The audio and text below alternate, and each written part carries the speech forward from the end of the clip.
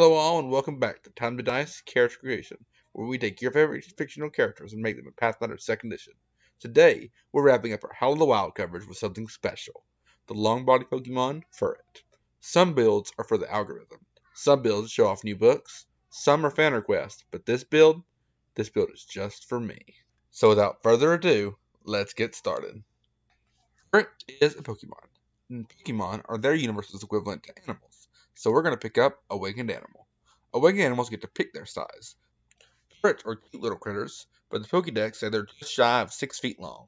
So we're going to go with small size, granting us 6 starting hit points. We're going to take an ability boost to Constitution, Wisdom, and Dex, and with a flaw to Intelligence.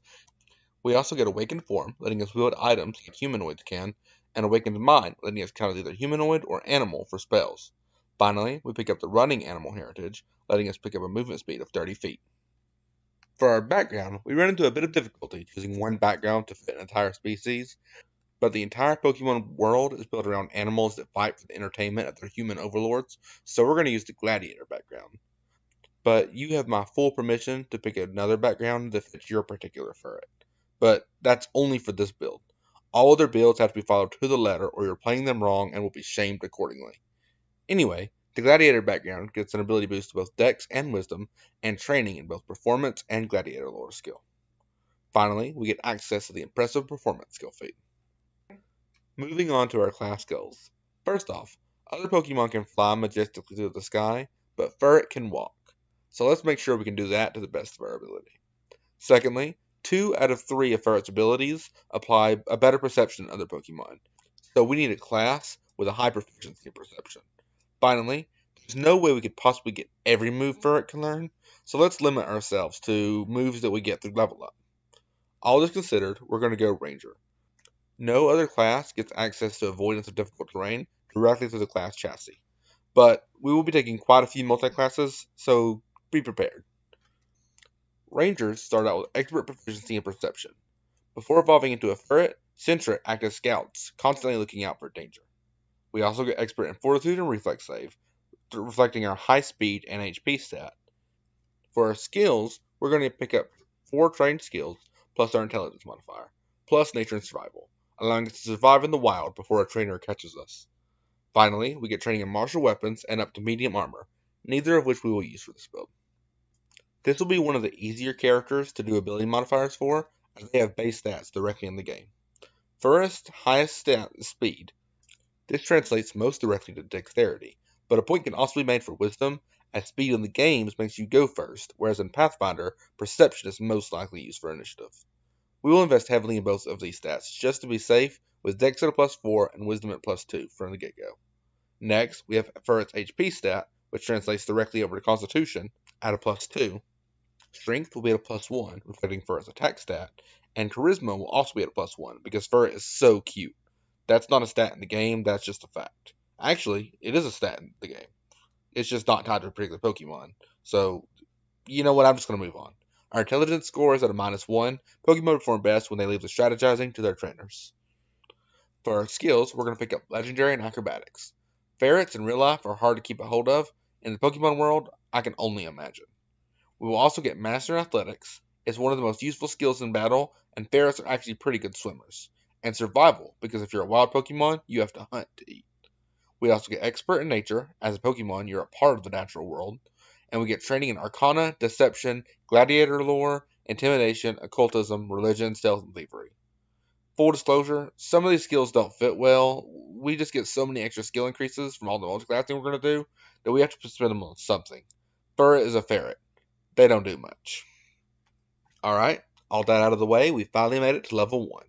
All rangers get Hunt Prey, allowing us to single out a foe and get a +2 to seek and track them. And the Flurry Edge means our attacks take less multiple attack penalty, making them more accurate, which increases our average damage. And they say the best defense is a good offense. So this basically reflects the move Coil, right? Okay, this might be a little bit harder than I thought. Well, for our class feat, we can pick up Initiate Warning, getting the Magic Hide spell, increasing our AC by 1. Defense Curl? Check.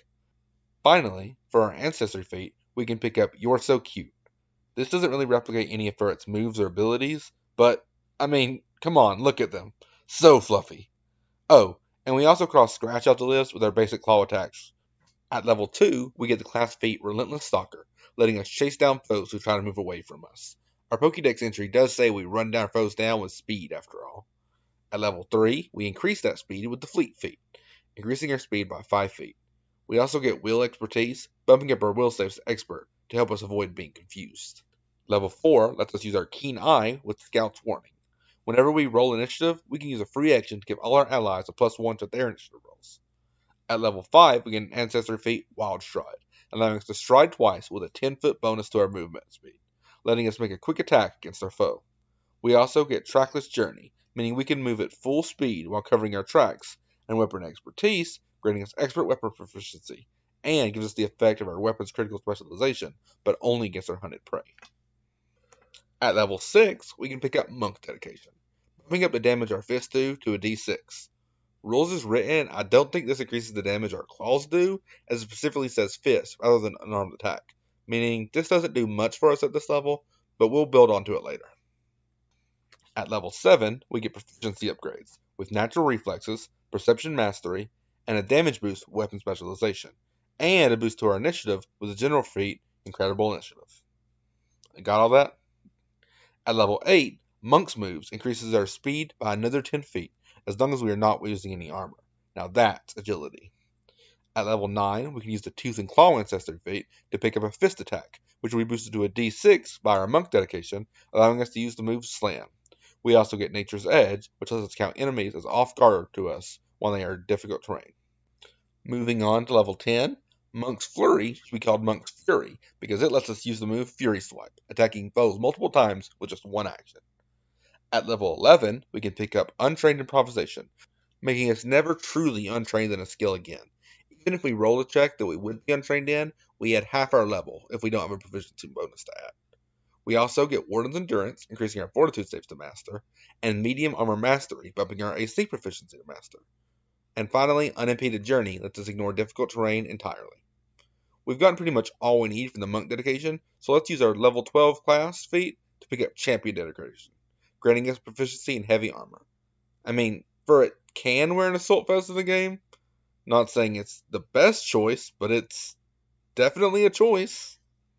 At level 13, we can pick up the Ancestry feat Digger, granting us the burrow speed, meaning now we're a Pokemon that can dig a hole that's real deep and big. Ferret can learn the move Dig by TM, but I just wanted the reference to I Can Walk song again. We also get a Martial Weapon Master, granting us Proficiency Master in all of our strikes. At level 14, we pick up Healing Hands feat, which lets us use the move Rest with the focus spell Lay on Hands. I guess we're also holding a Lumberry because we don't even need to sleep afterward. We also achieve Master Proficiency with all saving throws at level 15, with Canny Acumen boosting our Will Save proficiency, along with Greater Weapon Specialization for another damage boost, and Greater Natural Reflexes for Legendary Reflex saves, and Perception Legend doing the same thing for a Perception modifier. Another level, another class dedication, with the Bard dedication, level 16, giving us 2 cantrips of our choice from the Occult spell list. Haunting Him lets us use the move Hyper Voice, letting us force opponents to make a Fortitude save or take 5d8 sonic damage. And Infectious Enthusiasm will let us use the move Baton Pass, letting us boost our attack rolls, will saves, or charisma-based skill checks, and an ally can take that bonus with an action.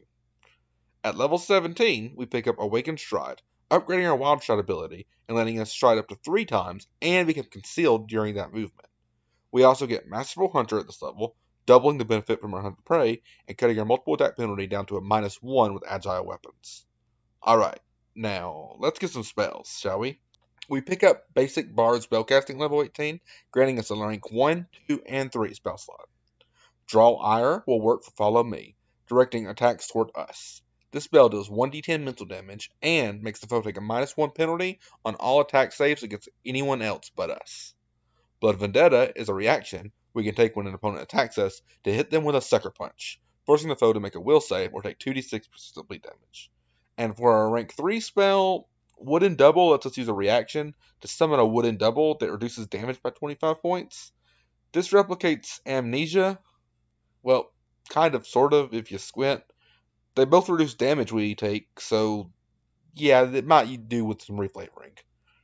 At level 19, we can pick up the General Feat Toughness to make sure we have perfect IVs and HP, increasing our hit points by our level. We also get massive proficiency in armor and swift prey, letting us use hunt prey as a free action at the start of every turn. And finally, we pick up the move Helping Hand with a class feat Anthemic Performance. This lets us give every creature within 30 feet a +1 status bonus to their attacks for 1 round. Alright, let's move on to skill feats. The Keep Up skill feat will make sure that being prone does not prevent us from picking ourselves back up and walking through the night. We also get Nimble Crawl, letting us ignore getting up entirely and just walking while prone. Quick Squeeze, because our Pokédex says we build nests so narrow other Pokemon can't get in them, and Slippery Prey, when others try to grapple us, we can just keep on walking and leave them behind. But that's not all we get. We also get some athletics skill feats. Quick Climb and Quick Jump and Quick Swim make sure we maintain our speed regardless of the terrain, and Underwater Marauder makes it so that we can use Dive with no penalties. Wait, Furret can't learn Dive. Moving on. We also get Experience Tracker to hunt down our food. And finally, we can pick up Fascinating Performance, Impressive Performance, and Virtuosic Performance to take you to by swarm with a song about not holding yourself to the standards of other people and just doing what you can do to the best of your ability. Alright, now that all that's out of the way, let's take a look at the pros and the cons. Let's start off by acknowledging that with Awakened Stride, we can run 135 feet with only 2 actions, meaning we have an action left for a Flurry of Blows to make 2 strikes. Now that's speed. And speaking of Flurry of Blows plus Flurry Ranger means we can make several attacks with extreme accuracy. And finally, with the spells we've got, we can draw fire to us with Draw Ire, then punish a foe for attacking us with Blood Vendetta, or lower the damage with Wooden Double. However, the astute of you may have noticed some of the cons from this build. For starters, and perhaps the most important thing, we've failed in our goal. At level 20, we have a way to replicate almost every move that Furret learns. Some of the moves might have a strenuous connection to their Pathfinder counterparts, but they all exist. All except for one. To my knowledge, Pathfinder 2e has no way of dealing recoil damage, so we have no way of using the move Double Edge. If you know a way to replicate Double Edge, drop it in the comments, and make sure to let me know how stupid I am for missing it. Next, we don't get spells until pretty late in the game, and we have no ability to get past basic spellcasting with an ability score of +2. Be prepared for foes to make their saving throws a lot. Finally, we can do a lot of different things. We don't really excel at any one thing. We have proficiency in heavy armor, but too high of a dex score to use it. We have spells, but not enough to get a decent spell DC. We have a high attack modifier and low multiple attack penalty, but no way to consistently boost their damage. If you're using this build for a campaign, I'd suggest rather than finding a way to replicate every move Furret has, maybe picking a couple and focus on specializing in those roles. I'm sure you could probably get away with 4? Yeah, that seems like a good number. Thank you for watching these videos. Please make sure to like and subscribe and let us know who you'd like to see next. We love hearing from you in the comments.